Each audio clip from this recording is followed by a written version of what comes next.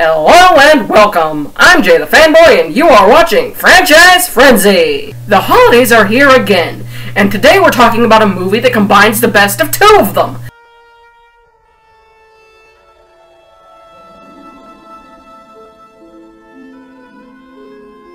The movie begins with narration in the holiday forest. Now, you probably wondered where holidays come from. Not really. But I never imagined that they came from specially marked trees in the middle of a forest in the middle of nowhere. Now it's into the Halloween tree in Halloween Town, where a musical number is about to begin. I am the one hiding under your bed, teeth ground sharp and eyes glowing red. I am the one hiding under your stairs, fingers like snakes and spiders in my hair. No, that's not what the monster under my bed and stairs looks like. It's completely different.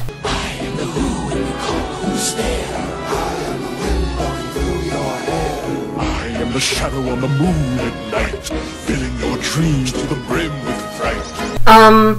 Are we sure we're actually in Halloween Town? These lyrics sound like something that a sociopathic, axe-murdering psychopath might say to his next victim. Oh well, moving on to the end of the song. Really? Well, that was a very short movie. Okay, whatever. I'm Jay the Fanboy. Laters. Fake end credits, fake end credits. It's time for the fake end credits. Haha, just kidding. That's actually just the end of Halloween. So as the creatures of Halloween Town get together to celebrate their awesome Halloween, we are then introduced to Sally the Ragdoll, who can detach her parts.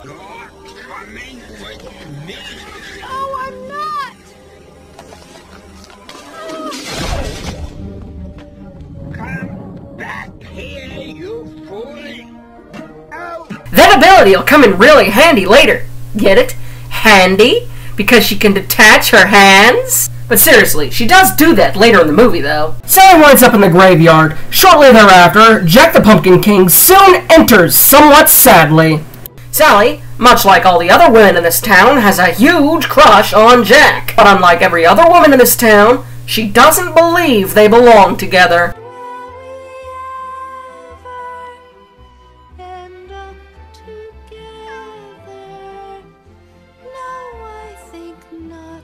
Ha! Silly girl. She apparently forgot to read the script. Sally then stalks Jack while Jack sings a sad song about his own problems. Year after year, it's the same routine, and I grow so weary of the sound of screams. Oh, there's an empty place in my bones that calls out for something unknown.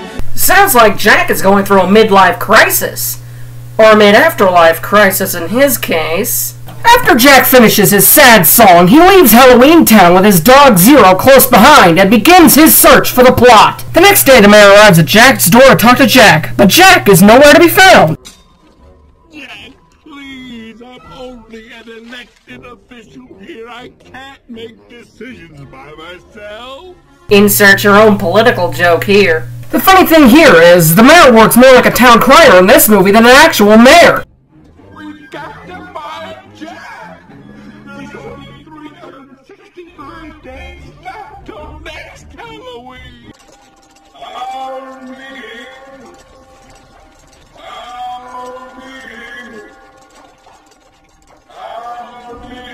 Tonight. Terrible news, folks. The worst tragedy of our time. The King of Halloween has been blown to smithereens. We welcome, with humble duty, the second born of the Royal Highnesses, the Duke and Duchess of Cambridge. I do have one question, though. If the mayor is elected, how did Jack become king? I'm your king. Well, I didn't vote for you. You don't vote for kings. Well, how'd you become king then? The Lady of the Lake. When Jack doesn't show up, the mayor and the entire town begin to panic and look for him. Meanwhile, Jack finds what he's looking for, the plot.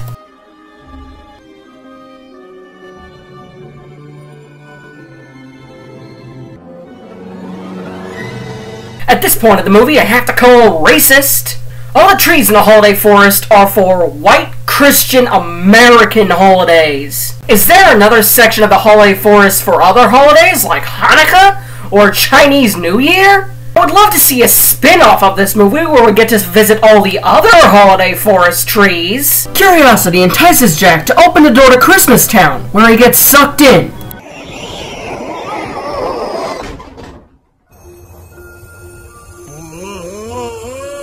I think Jack must have found somebody's secret stash. This whole journey to Christmas Town could easily be some kind of drug-induced dream. Jack lands in Christmas Town and begins a song about his amazement. You know, if you look at this carefully, the visuals of the song aren't matching up to what Jack is seeing. Children throwing snowballs instead of throwing heads. They're busy building toys and absolutely no one's dead. Gathering around to hear his story, roasting chestnuts on a fire.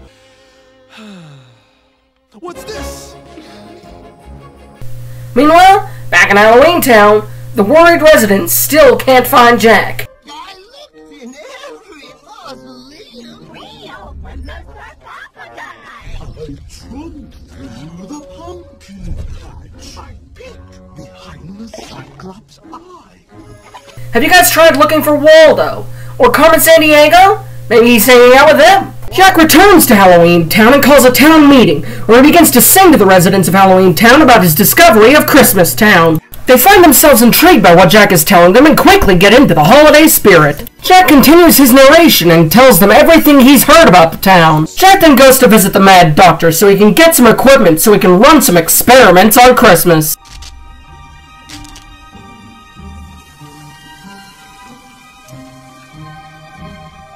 Silly Jack! Christmas is magic! Science and magic don't mix. Jack then obsesses over Christmas in song, while the residents obsess over him. He's all alone up there, locked away inside. Never says a word. Hope he hasn't died. Isn't Jack already dead? Not sure how the concept of death works in this world. What kind of death is that kid referring to? Jack decides to improve on Christmas the Halloween Town way, and he gives every citizen an assignment for how to do so. Jack summons Halloween Town's finest trick-or-treaters, and gives them the task of kidnapping Santa Claus. These children are positively homicidal. Just listen to some of these song lyrics. Let's pop him in a boiling pot, and when he's done, we'll butter him up. I say that we take a cannon, aim it at his door, and then knock 3 times, and when he answers, Santa Claus will be no more. Kidnap the Santa Claus, chop him into bits.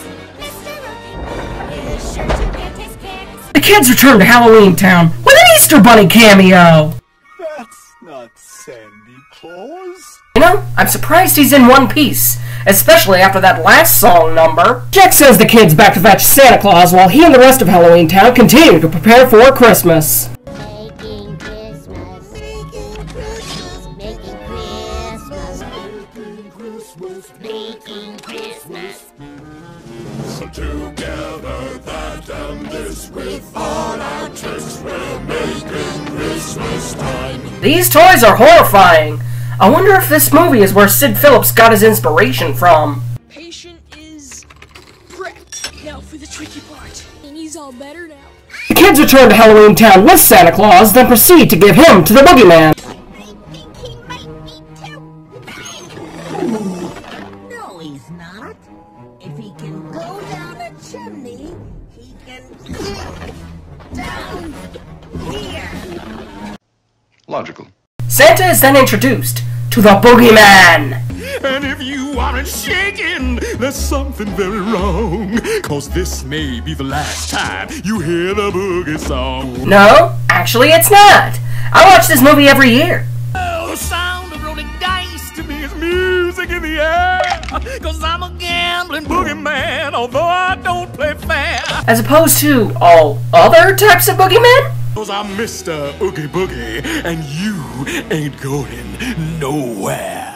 Actually, we're all going to a different scene where Jack prepares to leave on his Christmas journey.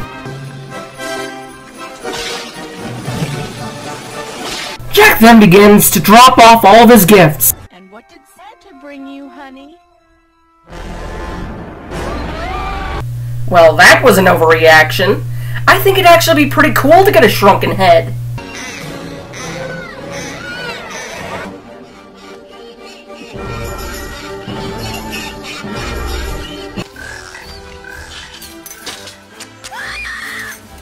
People then start to call the police about their killer toys. Military units are soon mobilized. And scared citizens tune into the radio to get news on the situation. And here's where I call bullcrap. While it does make sense for the police to be operating 24 hours a day and in the middle of the night, this event is happening in the middle of the night. Having scared citizens tune into their radios to listen to the news as it happens, having that news program be tuned in the middle of the night on Christmas morning and having them deliver the news as it happens, that is ridiculous. Why is the radio even on Christmas Eve in the middle of the night, and how is it delivering the news that fast? No military in the world mobilizes its units as quickly as the one in this movie did.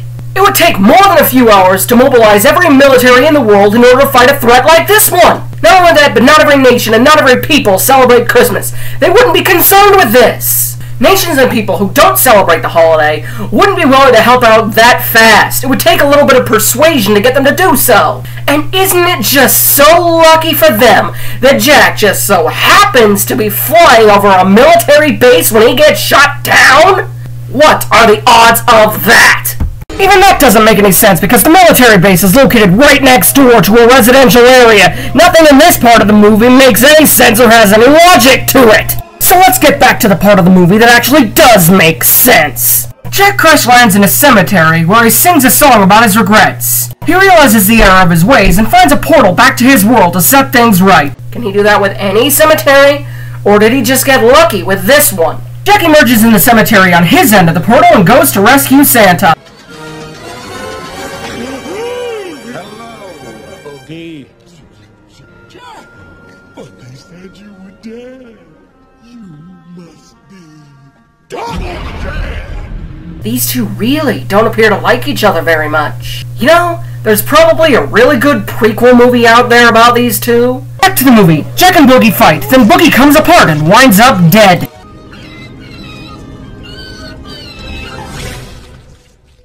After murdering the last Boogie Bug, Santa then goes to set things right. Jack and Sally wind up on the Crooked Hill, where they sing a love song.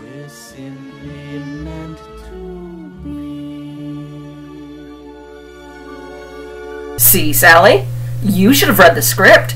You two do get together in the end. And that is Nightmare Before Christmas. It's an awesome holiday movie that has become a classic. Till next time, I'm Jay the Fanboy. Laters.